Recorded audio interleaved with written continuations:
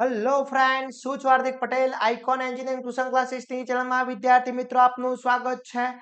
DD set 2025 નું result આવી ગયું છે। હવે એના પછીનું ડિપ્લોમા ટુ ડિગ્રીનું એડમિશન પ્રોસેસ સ્ટાર્ટ થઈ ગઈ છે।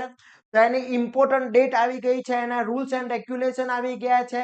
તો કઈ કઈ રીતના એનું પ્રોસેસ કરવાની છે, કઈ કઈ ઇમ્પોર્ટન્ટ ડેટ છે, જોડે જોડે વિદ્યાર્થી મિત્રો કઈ કઈ ધ્યાન રાખવા જેવી વસ્તુઓ છે આજના વિડીયોમાં આપણે ચર્ચા કરવાના છે। ચેનલ ઉપર નવા હોય તો ચેનલને સબસ્ક્રાઇબ કરી દેશો, બેલ આઇકોન ઓન કરી દો જેથી નવા વિડીયો આવે તરત જ નોટિફિકેશન આવી જશે। ટી2ડી ના રજીસ્ટ્રેશન માટેના આપણા વોટ્સએપ ગ્રુપ બનાવેલું છે, જે બાયોમાં લિંક મૂકેલી છે, ત્યાંથી તમે જોઈન થઈ જશો અને દરેક ઇન્ફોર્મેશન આપણે એમાં શેર કરવાના છે। તો ફટાફટ વોટ્સએપ ગ્રુપમાં જોઈન થઈ જશો। હવે વાત કરીએ કે જે ઇમ્પોર્ટન્ટ ડેટ્સ આવી ગઈ છે એ ઇમ્પોર્ટન્ટ ડેટ્સની અંદર વાત કરી લઈએ કે diploma to degree common entrance test આપ્યા પછી જે પ્રોસેસ છે એ પ્રોસેસની અંદર અહીંયા ડેટ જોઈ શકો છો કે એની અંદર ફર્સ્ટ જે ડેટો આવી છે એમાં તો પહેલી તો તમારું online submission necessary document with online registration fee registered candidate 350 રૂપિયા તમારે ફી ભરવાની રહેશે। હવે ઘણા બધા વિદ્યાર્થી મિત્રો એવું કહેશે કે સર અમે તો ડીડી સેટ ની ફી ભરી હતી તો આ 350 ભરવાની રહેશે। યસ મિત્રો, આ જે છે ડિપ્લોમા ટુ ડિગ્રી માટેની ફી છે એ ડીડી સેટ એક્ઝામની ફી હતી। તો તમારે 350 રૂપિયા દરેક વિદ્યાર્થીએ ફી ભરવાની છે, જેની તારીખ છે 20/5/2025 થી 16/6/2025 સુધી। પછી એડિટિંગ રજીસ્ટ્રેશન ડિટેલ્સ, એમાં ડિટેલ્સ તમારે અંદર એડ કરવાની જે બાકી છે, ઘણી બધી ડિટેલ્સ છે, લાઈક ડિપ્લોમાનું માર્કશીટ છે, ઇન્કમ સર્ટિફિકેટ છે, યા કાસ્ટ વાઇઝ તમે જે સિલેક્ટ કર્યું હશે, ઈડબ્લ્યુએસ સિલેક્ટ કર્યું હશે, દરેક વસ્તુ એની અંદર ઇન્ક્લુડ છે, એ કરવાની રહેશે। પછી પ્રોવિઝનલ ઇન્સ્ટિટ્યૂટ સીટ છે એ આવી ગઈ છે, ઓકે। એના પછી તમારો જે મેઇન ઇમ્પોર્ટન્ટ વસ્તુ વાત કરીએ તો જે ડિક્લેર થવાનું છે તમારું મેરિટ લિસ્ટ, જે પ્રોવિઝનલ મેરિટ લિસ્ટ જે છે એ 20/6/2025 ની તારીખે તમારું મેરિટ લિસ્ટ ડિક્લેર થશે। એના પછી ઓનલાઈન ચોઇસ ફિલિંગ જે મોક રાઉન્ડ કહેવાય એ 20 થી 24 તારીખ સુધી ચાલવાનું છે। એમાં તમે ચોઇસ ફિલિંગ કરી શકવાના છો મોક રાઉન્ડમાં, એ બી અમે તમને શીખવાડવાના છે।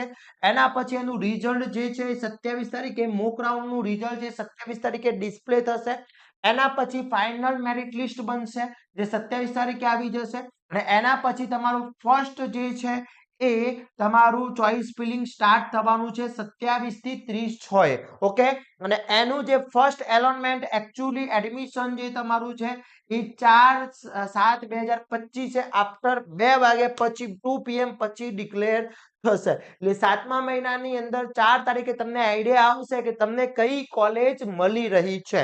હવે ઘણા બધા વિદ્યાર્થી મિત્રોના મગજમાં એવું છે કે સર શું ત્યાં સુધી જીટીયુ નું રિઝલ્ટ આવી જશે? જો રિઝલ્ટ આવી જાય છે તો બી વાંધો નથી, નથી આવતું તો બી તમને કોલેજ તો મળી જશે।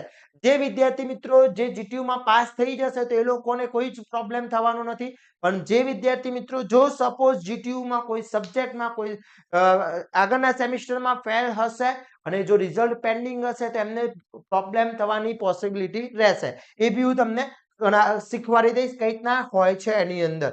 એના પછી ઓનલાઈન ડિપોઝિશન ટ્યુશન ફીસ જે છે એ તમારે 4/7 થી 9/7 સુધી ભરવાની રહેશે। જો તમને જે કોલેજમાં એડમિશન મળી રહ્યું છે એ કોલેજમાં એડમિશન લેવું છે તો 4 થી 9 તારીખ સુધી તમારે ફીસ ભરવાની થશે। એના પછી વિદ્યાર્થી મિત્રો ઓનલાઈન એડમિશન કેન્સલ અને રીસફલિંગ ની અંદર તમે ભાગ લેવા માંગતા હોય તો એ તમારે અહીંયાથી તમારે પાછું 5 થી 11 તારીખ સુધી રહેશે। એના પછી આફ્ટર એકચ્યુઅલી કેટલી જગ્યાઓ છે એ પડશે। પછી એની અંદર મોક 2 ની ચોઇસ ફિલિંગ ચાલુ થશે 15 થી 17 તારીખ સુધી અને એનું 21 તારીખે રિઝલ્ટ ડિક્લેર થશે, ઓકે। એના પછી પાછી વાત કરવામાં આવે વિદ્યાર્થી મિત્રો તો એના પછી ઓનલાઈન ફીસ ભરવાની થશે। સેકન્ડ રાઉન્ડમાં તમારો નંબર આવી ગયો છે તો ઓનલાઈન ફીસ ભરવાની થશે। એના પછી ઓનલાઈન એડમિશન કેન્સલ અને રીસફલિંગ માટેનું તમારે પ્રોસેસ થશે અને પછી તમારી જે છે વેકન્સ થશે અને 22/7 થી તમારું ટર્મ સ્ટાર્ટ થવાનું છે, ક્લિયર। એના પછી જે માર્કશીટ વેરિફિકેશન પર એડમિશન માટેની માર્કશીટ વેરિફિકેશન થઈ જશે। ડિક્લેરેશન ડિસ્કોલિફાઈડ કેન્ડિડેટ જે માર્ક્સ આફ્ટર વેરિફિકેશન એટલે કે જે વિદ્યાર્થી મિત્રોની માર્કશીટ છે એ માર્કશીટ ના વેરિફિકેશન થયા પછી માર્કશીટનો વેરિફિકેશનનો મતલબ એવો છે કે વિદ્યાર્થી મિત્રો તમે છઠ્ઠા સેમમાં તો પાસ થઈ ગયા છો પણ તમારું આગળના સેમિસ્ટરમાં કોઈ ફેલ છો અને એમાં પાસ નથી થયા તો તમને ત્યાંથી તમારું એડમિશન કેન્સલ થઈ જશે અને એના પછી તમારી જે માર્કશીટ વેરિફિકેશન થયા પછી બાકી રહેલી જગ્યાઓ માટે અહીંયા તમને ડિસ્પ્લે કરવામાં આવશે. Okay, clear? આ હતી તમારી ઇમ્પોર્ટન્ટ કી. આ બધી કી સમજી લેવાની છે. આને આપણે તમારા ગ્રુપમાં બી શેર કરી દઈશું, વોટ્સએપ ગ્રુપમાં.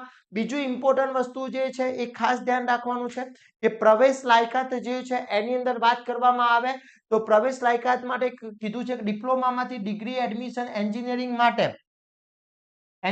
માટે એઆઈસીટી જોગવાઈ મુજબ ડિપ્લોમા એન્જિનિયરિંગ પરીક્ષાના કુલ 45% એટલે કે તમારા એન્જિનિયરિંગમાં 45% હોવા જરૂરી છે.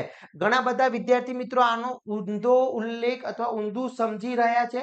એવું સમજે છે કે 45% જે ડિપ્લોમાના અને ડીડી સેટના બીજા, એવું નથી. ડિપ્લોમામાં 45% હોવા જ જોઈએ. ઓકે, હવે ડિપ્લોમા ટુ ડિગ્રીની પીએચડી મુજબ ડિપ્લોમા ફાર્મસી પરીક્ષા પાસ કરેલી હોવી જોઈએ.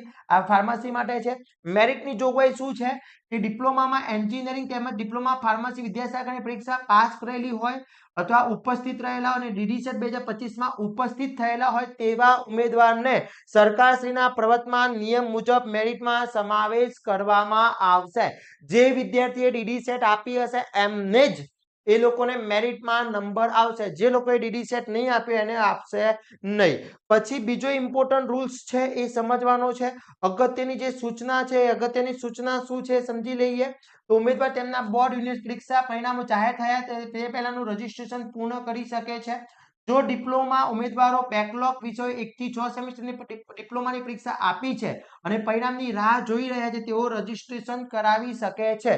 ચિંતા કરવાની જરૂર નથી. ઓકે, એ છે કોઈ પણ વિદ્યાશાખામાં ડિપ્લોમા એન્જિનિયરિંગ ધરાવતા ઉમેદવાર ડિગ્રી એન્જિનિયરિંગના કોઈ પણ વિદ્યાશાખામાં પ્રવેશ મેળવી શકે છે. એનો મતલબ એવો છે કે સપોઝ કોઈ વિદ્યાર્થી છે આઈટી માં છે, એને કોમ્પ્યુટરમાં એડમિશન લેવું છે તો લઈ શકે છે. બ્રાન્ચ ચેન્જ કરી શકે છે. Don't worry. Okay, clear? આટલી વસ્તુ ધ્યાન રાખવાની છે. ઓનલાઈન રજીસ્ટ્રેશન 350 રૂપિયા ફી છે, એ કમ્પલસરી ભરવાની રહેશે. તો વિદ્યાર્થી મિત્રો, હવે આના પછીનો નેક્સ્ટ વિડીયો જે અંદર ડિટેલ્સ ભરવાની છે એનો બી આપણે બનાવી દઈશું. તો ફટાફટ એડમિશન પ્રોસેસ સ્ટાર્ટ કરી દેશો. ઓકે, અને આવી જ નવી ઇન્ફોર્મેશન સાથે નવા દિવસે મળીશું. ત્યાં સુધી વિદ્યાર્થી મિત્રો મને રજા આપશો. જય હિન્દ, જય ભારત.